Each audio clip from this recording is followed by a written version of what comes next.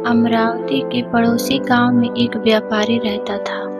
व्यापारी धनवान बहुत था, इसलिए उसके पास किसी भौतिक वस्तुओं की कोई कमी नहीं थी। लेकिन जैसा होता है, हर आदमी कुछ न कुछ कमी महसूस करता ही है।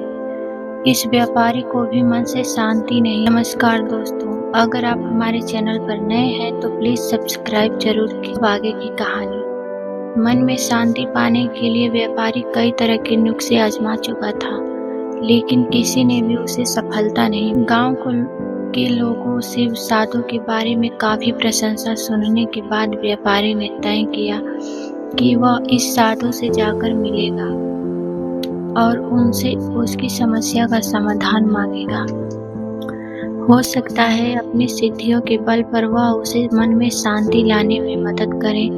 अगले दिन व्यापारी साधु जहाँ रहता था उस कुटिया के पास पहुँच गया।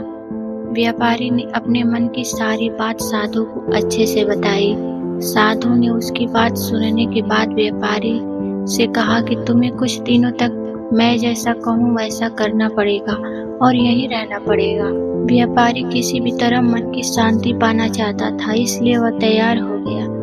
अगले दिन साधु ने व्यापारी से कहा कि आज के दिन तुम बाहर बैठोगे। साधु ने व्यापारी को एक जगह बताई जहाँ पर उसे बैठना था। सूरज चढ़ते ही तेज धूप से व्यापारी पर पड़ने लगी। व्यापारी ये देखकर हैरान था कि साधु खुद कुटिया के अंदर छाया में बैठा है और उसे धूप में बिठा कर रखा है। व्यापारी को काफी गुस्सा आया, लेकिन वह किसी तरह अपने गुस्से को पी गया। अगले दिन साधु ने व्यापारी को फिर से उसी जगह बिठाया और इस दिन उसे खाना नहीं मिलेगा यह भी बताया। व्यापारी को समझ नहीं आ रहा था कि ऐसा क्यों कर रहा है। साधु दोपहर को भूखे व्यापारी के सामने बैठकर ही अच्छा भोजन खाने लगा। जैसे तैसे व्यापारी ने पूरा दिन तो बिता दिया, लेकिन भूख और गुस्से के मारे व्यापारी को पूरी रात नींद नहीं आई। वह पूरी रात यह सोचता रहा कि आखिर साधु उसके साथ ऐसा व्यवहार क्यों कर रहा है। उसे लगा कि साधु उसकी समस्या का हल बताना ही नहीं चाहता, इसलिए ऐसा कर रहा होगा। इसलिए सुबह उठते ही उसने अपना सामान लिया सब और वहां से जाने की तैयारी की। व्यापारी को जाता हुआ देखकर साधु ने उसे रोका और उसे अपने पास बुलाया। साधु ने पूछा कि वह क्यों वापस जा रहा है। व्यापारी ने कहा कि वह जो पाने के लिए यहाँ आया था वह उसे मिला ही नहीं, इसलिए उसका यहाँ पर रहना व्यर्थ है। साधु ने उसे कहा कि मैंने तुम्हें बहुत कुछ दिया, लेकिन तुमने कुछ लिया ही नहीं। व्यापारी को कुछ समझ में नहीं आया। वह बोला, आपने तो मुझे कुछ भी नहीं दिया। साधु ने कहा कि जब मैं तुम्हें धूप में बिठाकर खुद छांव में बैठा, तब मेरे सर पर पड़ने वाली छांव तुम्हारे किसी काम की नहीं है।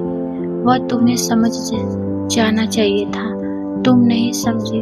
तब मैंने भूखा रखा और तुम्हारे सामने अच्छा भोजन खाया, तब भी तुम नहीं समझे कि मेरा खाना खाने से तुम्हारा पेट नहीं भरने वाला। यही बात को आगे बढ़ाते हुए मैं तुम्हें बताता हूँ कि मेरी सिद्धियों से तुम्हें मन की शांति नहीं मिलने वाली। जैसे तुमने अपने परिश्रम से धन, नाम, रुतबा सब कमाया है, वैसे ही तुम्हें अपने मन की शांति खुद ही कमानी होगी। व्यापारी साधु की बात समझ गया और उसने साधु से कहा कि मैं यहाँ किसी ताबीज या किसी वस्तु को पाने की आशा से आया था, लेकिन आपने मुझे उससे भी कीमती चीज दे दी। उसने साधु को धन्यवाद किया और खुशी खुशी अपने घर वापस लौट गया। दोस्तों, हमारे जीवन की परेशानी हम ही हल कर सकते हैं। हाँ, किसी और से हम उन्हें हल करने का रास्ता जरूर जान सकते हैं, लेकिन कोई और व्यक्ति हमारे लिए कभी हल नहीं कर सकता। धन्यवाद।